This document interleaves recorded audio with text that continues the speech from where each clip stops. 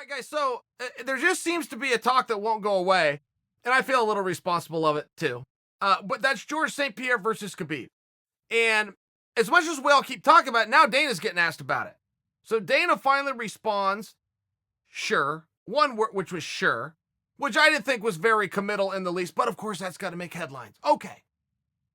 Here's the piece that could be missing, and I think that there should be a conversation on, which is, if George is going to come back and it's going to be for Khabib, George can't get Khabib. Dana doesn't want to make it, or George can't make the weight class, or Khabib doesn't want the fight.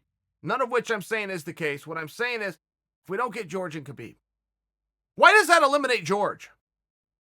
Why can't George come back for 170? I mean, George wants to be champ. I understand that. That would be remarkable. But one thing about being champ, not for nothing, it has to be simultaneous. By example, Randy Couture is not a champ. But if it were not had to be simultaneous, he would be the first ever champ. You guys understand? You can't be champ, which is what George really wants. George told me that himself. I want to be the first champ. It's not actually the same thing, unless they're held simultaneously. So if you're just talking about legacy, and that's another very big thing for St-Pierre.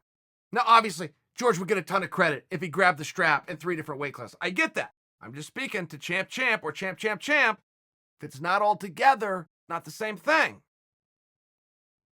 But I will tell you this, if you are talking about legacy, there is something very, very honorable.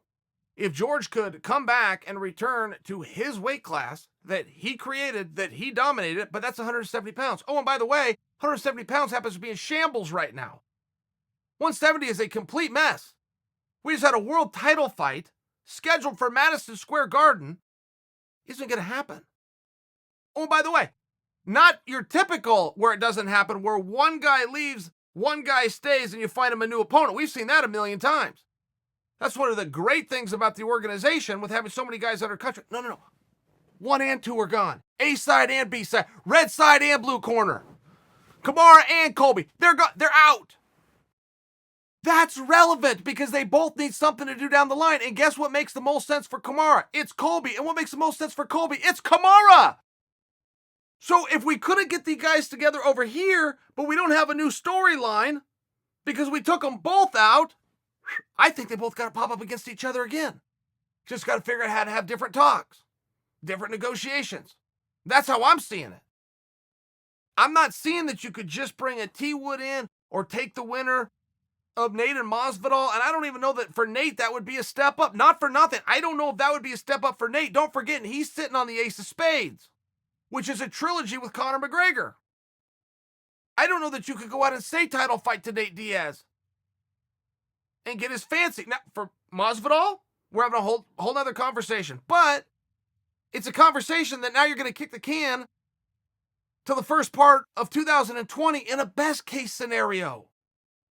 I'm not sure that any part of that contest is about a number 1 contendership. I'm not sure of that. You got Askren going to go out and fight Maia. That's something special.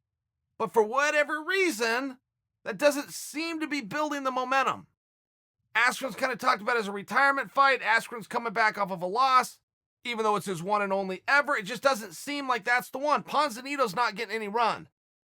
Leon Edwards isn't getting any run. I get how good those guys are, but guys, I'm not here to talk paper with you. We're not here to talk about resumes. We're here to talk about what fight makes sense right now. And if it's got to make sense, it's got to make dollars. That's a real part of the sport that nobody wants to talk about that. Everybody steers away from that. It's a part of the business. So what in the hell happens at 170? And why are we letting George off the hook for 170? One of the reasons that I will argue and I will shut you down. You don't want to argue about the greatest of all time with me. I will shut you down. I will come in with 3 little letters, GSP. But then I will tell you why. And nothing has to do with the run. Nothing has to do with between 2002 to 2017, the one and only loss to Matt Serra, of which he avenged. Nothing has to do with the dominance in the finishes, with the record gates, with the 40,000 people watching him and Jake Shields in Toronto. None of it has to do with any of that. It has to do with one concept. He beat all of the guys of yesterday. He beat all of the guys of his era, and then he beat all of the guys who went on to carry the torch after him. he took out 3 generations. That is why he is the greatest of all time. If he wants to come back and take on the guys of yet another generation, the next generation after him was carried by Johnny Hendricks, by the Robbie Lawlers. Now you got a whole new set of guys. Now you got Colby, you got Kamaru, who turns out is a straight-up killer. None of us knew that. None of us knew how good Kamaru Usman was. It was almost a secret. It was almost a surprise when we found out. George St-Pierre wants to come back and he wants to take on Khabib, and he was to get over on Khabib. Yes, I understand that would be more meaningful than coming back to 170 and getting over. But guys, we are splitting hairs. If you can come off the couch and reclaim what was once yours in a different generation, you have done something. We've talked about this before. So many people want to argue about Michael Jordan and LeBron. If you take Jordan's side, you are not complimenting Jordan. You are insulting the sport of basketball. You are telling us that basketball peaked in the 80s and early 90s. You are insulting an entire sport. But as human beings, we tend to always put a praise and elevate those who came before us. We just do.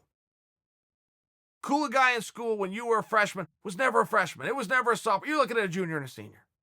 Then when you became a junior and a senior, you always still thought those guys were cool. It's just the way it works. If George St-Pierre could come back off the couch, get in there and grab a belt, any which weight class, 12 pounds of gold that says he's the best, that is a feat that nobody has ever achieved before. It is a feat that nobody has attempted to achieve before in a meaningful manner. No, it would not make him a champ thing, but in fairness, he has his semantics wrong on champ to start with. In fairness, he does. And if you want to talk about legacy, he will achieve something that nobody else will ever achieve, yet let alone be even in a position to attempt to achieve. At least within our lifetime. So when you're having this conversation, I appreciate the Khabib and George. I like it very much. If we aren't going to get them together, we do not let George St-Pierre off the hook. This is the fight business. Let's start bullying him. Let's start encouraging him. But let's not take 170 off the table. It was his weight class from 2002 until he walked away.